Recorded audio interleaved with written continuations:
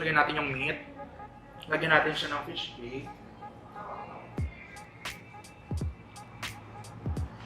Lagyan natin siya ng kimchi.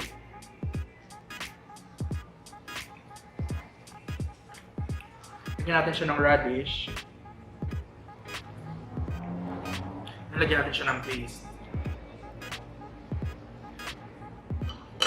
And then, i-roll natin siya.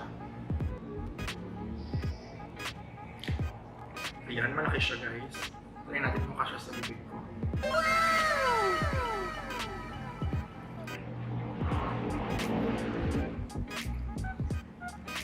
Hi guys! Welcome back to our channel, and for today's video, tayo ay mag-mukbang slash Q&A.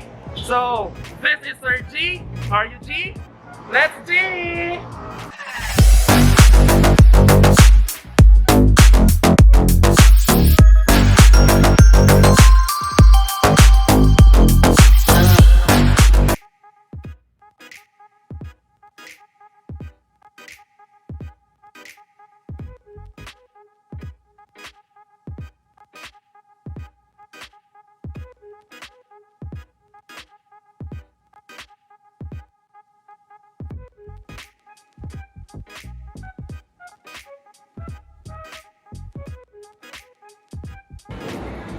So, hi guys! Ayan, so kagaya ka na nasabi ko kanina nung nandito tayo sa labas at nung naroon tayo sa daanan, we'll be having our vlog today. We'll be having a mukbang, a Korean mukbang, Korean samgyupsal with a twist because we'll be having a question and answer na kinolekta natin from ating Facebook, Twitter, and sa ating TikTok. Don't forget to subscribe to our channel, Sir G Vlogs, and like this video if you want more and hit that notification bell para updated kayo sa every upload ko.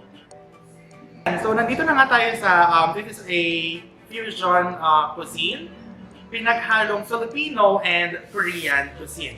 This is the Adobo mixed plate located at Barangay San Ignacio. They have two branches. They have the San Rafael branch, but unfortunately, because of the pandemic, kinailangan muna nilang isarado yung isa nilang branch. But they are still operating here to San Ignacio. Before we start on our mukbang, let me introduce to you first yung makakasama natin dito sa video na ito. This is my 11 years best friend, and we'll be answering the questions na binato sa atin. So, please welcome my best friend, Andrea, Lanip. Ayan. So, tuloy na gusto. Kasi nandun yung lutuan, and nandito yung mga, ano ba tawag dito?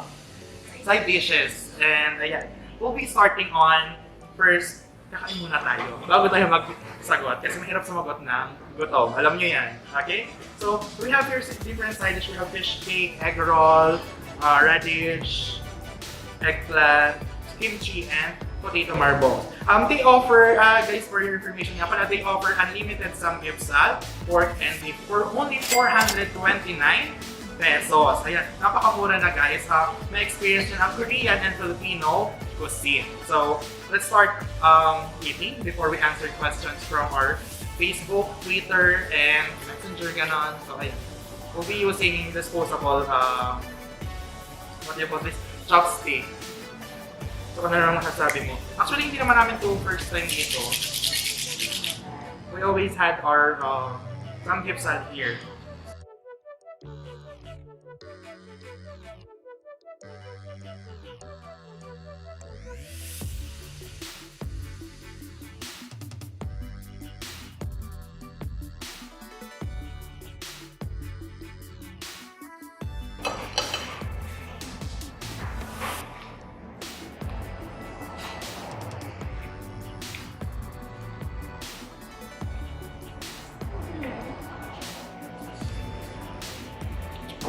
So ayun guys, kumakain na kami. We'll be answering the first question. The first question is from... Alalagay ko na lang siya somewhere dito sa screen, siguro dito. So ito, galing ito kay Ray Ashley from Facebook. Ang tanong niya, unang question niya is, plans na pupuntahan after this pandemic. So, ayan. Ikaw, Andrea, ano ba yung mga plans mo after this pandemic? Travel. Like, specifically saan? Gusto ko ano yung mga vibes na nature. Ang gano'n. Hindi ko pa alam kung saan. Actually, ako naman, ang plano ko after this pandemic is mag-beach. Actually, pwede na mag-beach ngayon, but syempre, mas pipiliin muna natin yung health natin before we enjoy everything.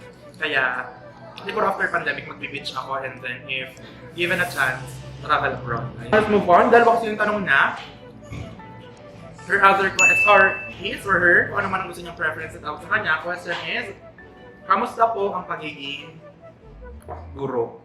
Ayan, ikaw. Bilang magkaiba po kami ng school na pinagtuturuan, I am teaching college and she is teaching senior high school. So, ayan, pasensya na may dumadaan sa tabing highway lang to. Now, ikaw daw, kamusta daw ang ang experience mo sa pagiging teacher? Fulfilling.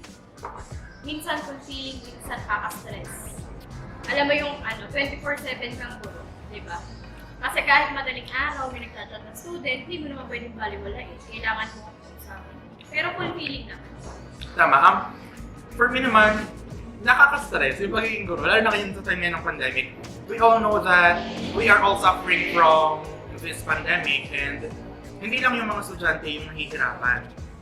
We also, the teachers, nahihirapan din kami kasi nagagawa kami ng modules. Yung pag-check namin, we have to understand our students, yung mga situation nila, kaya na, I am teaching in college. May mga estudyante akong working students, so nalilate sila ng submit and I have to extend my time for them. Kasi mas makakatulong tayo sa kanila because they are doing that for their family. Nakaka-stress yung pagiging teacher but still, we're happy doing it. Kailangan kasi considerate ka pag Yes. teacher ka. Yung Tama pasensya yun. mo mahaba dapat. Yes. So we have this naman from the messenger. Ayan, medyo mahirap-hirap to. Kung binibining Pilipinas yung tanong niya. Ayan, shoutout nga pala sa YouTube channel ni Ruel M. Morcilia Official. Yan, pang-subscribe na rin yung channel niya. And yung question niya is ito. Kung may isang bagay sa buhay mo na ayaw mong mawala, ano yon at bakit? Ayan, so lalagyan natin dyan yung question niya. Ikaw muna. Sige nga. Mangongopya siya, alam mo niya yan. Okay. So kung ako naman, kung may ayaw kong mawala, actually hindi siya bagay. Sabi niya kasi bagay, but for me, hindi siya bagay. For me, kung may ayaw kong mawala, yun yung love. I mean, hindi yung love life ko but yung love natin. Hindi, yung love natin in doing things. Like yung passion ko in teaching, ayaw kong mawala siya. Yung love ko sa friend ko, sa family ko. Kasi, guys, alam nyo, pag nawala yung love, magiging magulo na yung lahat. Kasi yung love yung nagiging, paano ba yung term? Hindi siya bridge eh. So yung nagko-connect, nag-aayos ng mga bagay-bagay. Ikaw naman, kung may ayaw kong mawala, ano yun at bakit? Hindi rin siya bagay. Pero family ko, of course. Kasi sa family ko lang ako bukod ng, alam mo na, ng mga lakas ng loob. Kasi alam mo naman nangyari sa buhay.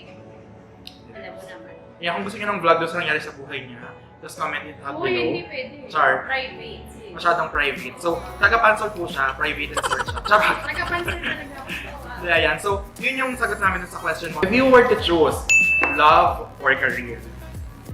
Hirap ha. Love or career. Hindi pwedeng both. Hindi pwedeng both. Sige, siguro career muna. Kasi nasa 20s pa lang naman ako. And nahanap ko na naman, sana siya na. Siyempre, kailangan namin supportahan yung career ng bawat isa. Hindi naman pwedeng love lang ng love. Dapat tayong maging, ano ba tawag? Maging Practical. practical na. Hindi lang palaging dapat lang. Siyempre, kailangan mo rin itindihin yung career mo as well as yung career ng partner mo. Kailangan supportahan lang. So, nandun pa rin yung love. Ako naman, sabi ko, halos kapareho ng kanya kasi 20s pa lang naman ako. And like this, I was just starting my YouTube channel. Siguro I would be choosing career. Sorry dun sa nagtanong ha. I know that you're always there for me. Wow, Ariana, you're always there for me. And I know, kasi di ba, yung taong mahal mo, ay mahal ka talaga. Hindi niya gugustuhin, piliin mo yung love over your career. Kasi kahit piliin mo yung career mo, he or she is much willing to wait for you. Di ba? Tsaka nahanap na naman. Di ba, hindi ka matigil. Ayan, hindi po ako single dun sa mga wow! Ano mo? Wala, may nag-aantay si Bakuna. May nag-aantay. Hindi, wala ako. Joke lang ako. Mag-away na naman pa. Ayan, so, ayun yun. Okay, next question na tayo. So, I'll be choosing career and she'll be choosing career. Kaya pala. Next, eto naman. Medyo mahirap ito question na to. Ikaw muna ulit kasi kakain. Habang sumasagot kasi ako, kumakain ka. Mahirap ako lagi. Ikaw muna. So, ilang questions lang to guys ha, kasi pinili ko lang kasi yung iba medyo foul, medyo kailangan salain. So, let's start off with this question. This is from Jonah Marie from Facebook. Do you have a plan to retire from being a teacher? Or baka yung ibig sabihin is resign. Kasi ang retire pagka matanda na tayo, yung nakapag-render tayo ng matagal na service, that is retire. But resign is habang maaga pa, pwede ka nang umalis sa trabaho. So, do you have a plan to resign from being a teacher and explore other job? Hirap pa. Hindi ko pa po kasi masabi. Kasi wala pa namang ibang job opportunities. And of course, mahal ko pa naman yung ginagawa ko. Siguro pag hindi na. Pag hindi na talaga ako masaya with teaching, tsaka pa lang ako mag-explore ng other job. Kasi sabi ko nga kanina, nasa 20s pa lang naman ako, bata pa ako. Marami pa akong gusto gawin, marami pa akong gusto i-accomplish sa buhay ko. So yun. Ang bilis mo naman, di pa ako nakakakain. Girl, binadali ko, parang hindi ko makakain. Nakain Kaya ako. ko yun. Bago ako sumagot, nakain muna ako.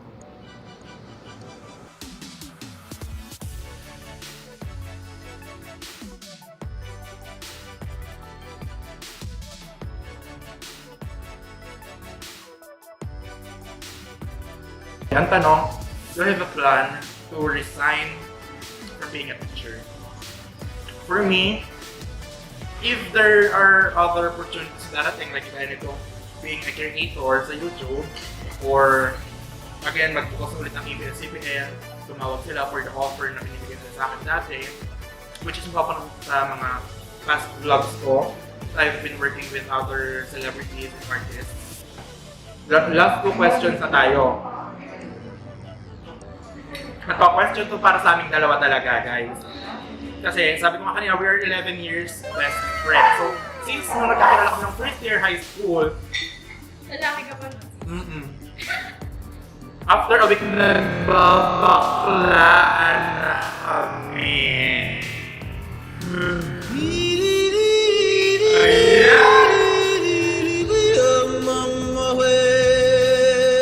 Good. Split na siya sa classroom. Buti hindi niya nakita. Ayan. So, split ako sa classroom din. I felt welcome sa family niya since then. Kasi unang birthday niya, ako lang talaga yung imbitado. Family celebration lang. And I felt very welcome with her family. Kasi parang tinuturing nila akong pamilya. Actually, darating ako doon.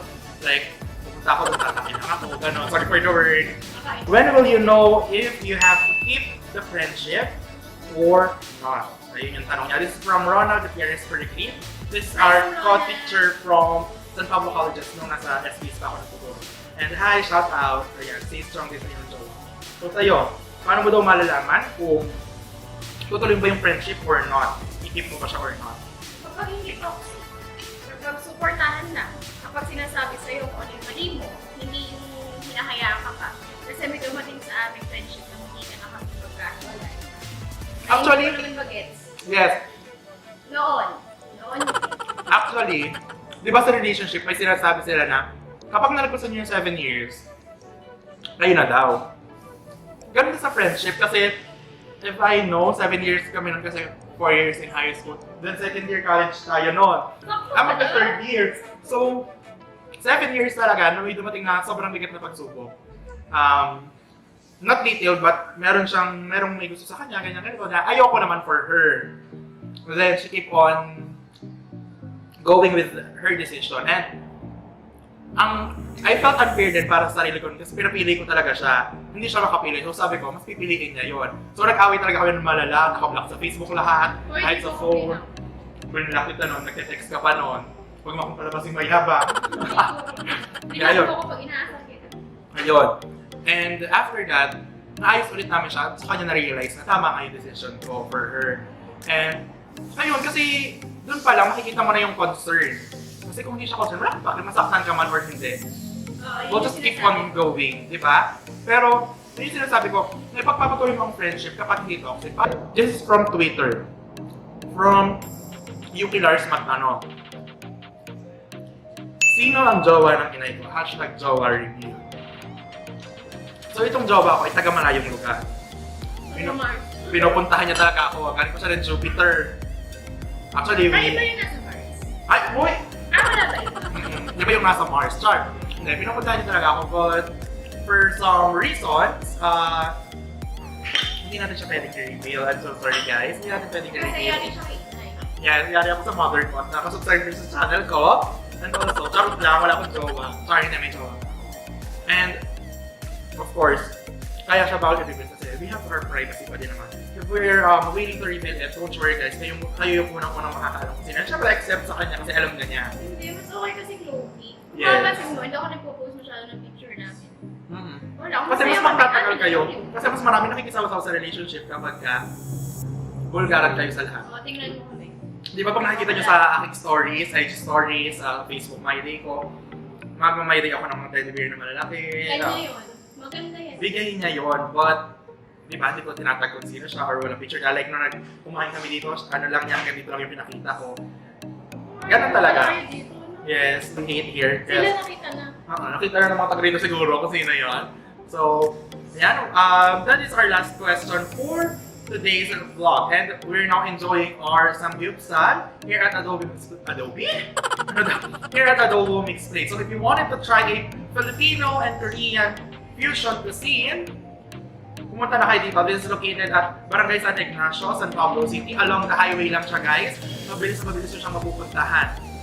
Wala tayong magiging problema sa parking lot niya kasi we have plenty of parking lots here. Kung maubos ka ng gasolina, may katabi silang gasolinahan. Kung gusto nyo na makikinom ng mga merinda, Mountain Dew 7-Up, katapat lang nila yung factory guys. So, if you wanted to visit here, just come here and just come here! So, punta lang kayo dito guys. Enjoy nyo yung kanilang samgyupsal. Promise masarap. Try nyo yung kanilang bulgogi. Balik ko kayo ako dito dati. Yeah. Wala lang pera. Ngayon lang ako balik. So, again, thank you very much sa Adobo Mixed Plate for allowing us to take our vlog here or to film our vlog here. This is all one of a great experience. Thank you very much. And for more videos, don't forget to subscribe to my YouTube channel. And of course, hit that notification bell para updated kayo sa every videos na i-upload ko.